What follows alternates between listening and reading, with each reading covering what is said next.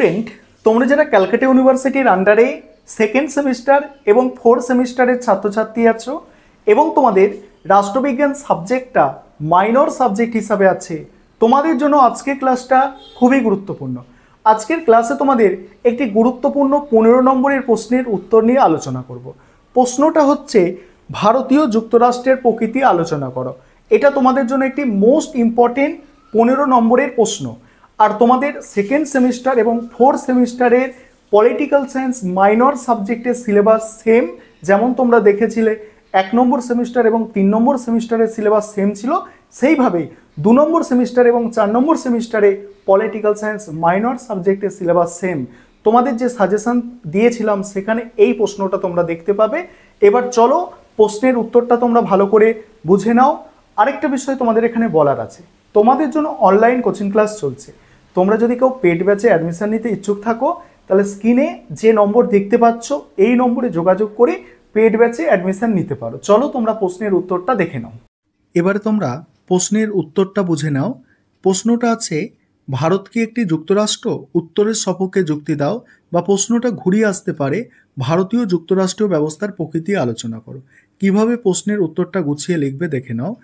যুক্তরাষ্ট্রের সংজ্ঞা দিতে গিয়ে অধ্যাপক কেসি হয়ার বলেছেন, যে শাসন ব্যবস্থায় দুই ধরনের সরকার থাকে, কেন্দ্রীয় সরকার ও রাজ্য সরকার, এবং যেখানে উভয় সরকারের মধ্যে এমনভাবে ক্ষমতা ভাগ করে দেয়া হয় যাতে প্রত্যেকে স্বাধীনভাবে এবং পরস্পরের পরিপূরক হিসাবে কাজ করে, তাকে বলা হয় যুক্তরাষ্ট্রীয় শাসন ব্যবস্থা। এই সংজ্ঞা বিশ্লেষণ করলে আমরা যুক্তরাষ্ট্রের কতগুলি বৈশিষ্ট্য দেখতে পাই। এগুলি হলো দুই ধরনের সরকার, ক্ষমতার বন্টন, দুষ্পরিবর্তনীয় সংবিধান, নিরপেক্ষ আদালত এবং লিখিত সংবিধান। এবার কি বলা হচ্ছে, ভারতীয় যুক্তরাষ্ট্রীয় ব্যবস্থা। একথা সত্য, সংবিধানের 1 নম্বর ধারায় বলা হয়েছে, India that is Bharat shall B A union of state, অর্থাৎ ভারত হলো রাজ্যসমূহের ইউনিয়ন।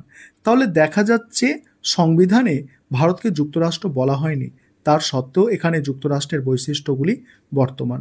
এবার যুক্তরাষ্ট্রের বৈশিষ্ট্য দেখো, ভারতের সংবিধান লিখিত, নির্দিষ্ট দিনে অর্থাৎ 1949 সালে 26শে নভেম্বর নির্দিষ্ট সভা অর্থাৎ গণপরিষদ দ্বারা এই সংবিধান গৃহীত হয়েছে। দ্বিতীয়ত, এখানে দুই ধরনের সরকার আছে, একটি কেন্দ্রীয় সরকার এবং 28টি রাজ্য সরকার। তারপরে কি তৃতীয়ত, সংবিধান উভয় সরকারের মধ্যে কেন্দ্র তালিকা, রাজ্য তালিকা ও যুগ্ম তালিকার মাধ্যমে ক্ষমতা ভাগ করে দিয়েছে। চতুর্থ, ভারতের সংবিধান দুষ্পরিবর্তনীয়, কারণ কয়েকটি ক্ষেত্রে সংবিধান সংশোধন করতে গেলে পার্লামেন্টের উভয় কক্ষের 2/3 সমর্থন দরকার, আবার কয়েকটি ক্ষেত্রে এছাড়া অর্ধেক অঙ্গরাজ্যের সমর্থন প্রয়োজন। পঞ্চমত, এখানে একটি নিরপেক্ষ নির্ভীক যুক্তরাষ্ট্রীয় আদালত আছে। এই আদালত বা সুপ্রিম কোর্ট সংবিধানের অভিভাবক বা চূড়ান্ত ব্যাখ্যাকর্তা। সংবিধান বিরোধী কোনো আইন তৈরি হলে সুপ্রিম কোর্ট তা বাতিল করতে পারে। ষষ্ঠত, এখানে কেন্দ্রীয় আইনসভার 2টি কক্ষ আছে, লোকসভা, রাজ্যসভা। সুতরাং দেখা যাচ্ছে ভারতে যুক্তরাষ্ট্রের বৈশিষ্ট্যগুলি আছে। তাছাড়া ডাইসি বলেছেন, যুক্তরাষ্ট্রের গঠনের মূলে 2টি শক্তি কাজ করে, একটি হলো মিলনের ইচ্ছা এবং অপরটি হলো পৃথক থাকার ইচ্ছা। ভারতে এই দুই শক্তির মিলনে যুক্তরাষ্ট্র হয়েছে।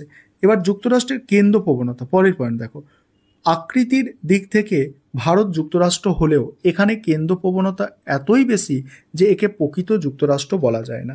অধ্যাপক DN ব্যানার্জি বলেছেন, ভারতীয় সংবিধান গঠনের দিক থেকে যুক্তরাষ্ট্র হলেও এর কেন্দ্র প্রবণতা অত্যন্ত স্পষ্ট। প্রথমত, ক্ষমতা ভাগের ক্ষেত্রে দেখা যায় কেন্দ্রীয় সরকার কেন্দ্র তালিকার বিষয়গুলির ওপর আইন তৈরি করে, আবার যুগ্ম তালিকায় তার প্রাধান্য বর্তমান। এছাড়া অবশিষ্ট ক্ষমতা তার হাতে আছে। কেন্দ্রের এই ব্যাপক ক্ষমতা যুক্তরাষ্ট্রের বিরোধী। দ্বিতীয়ত, কেন্দ্র সরকার রাজ্য তালিকার ওপর হস্তক্ষেপ করতে পারে। 249 নম্বর ধারায় বলা হয়েছে, রাজ্যসভার 2/3 সদস্য কেন্দ্রের অনুমতি দিলে কেন্দ্র রাজ্য তালিকার ওপর হস্তক্ষেপ করতে পারবে। এটি কেন্দ্রীয় প্রবণতার উৎকৃষ্ট উদাহরণ। তৃতীয়ত, অঙ্গরাজ্যের প্রধান শাসক হলেন রাজ্যপাল, অথচ একে নিয়োগ করেন কেন্দ্রীয় সরকার। রাষ্ট্রপতির অধীনে তাকে কাজ করতে হয়, এতে রাজ্যের স্বাতন্ত্র্যতা ক্ষুণ্ণ হয়েছে। চতুর্থ, সংবিধানের 257 নম্বর ধারা অনুসারে কেন্দ্র রাজ্যকে নির্দেশ দিতে পারে। এই নির্দেশ অমান্য করলে রাষ্ট্রপতি রাজ্যের শাসনভার নিজের হাতে নিতে পারেন।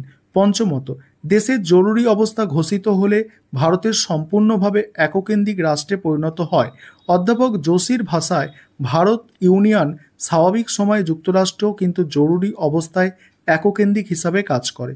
ষষ্ঠত, পার্লামেন্ট ভারতের যে কোনো অঙ্গরাজ্যের নাম সীমানা পরিবর্তন করতে পারে।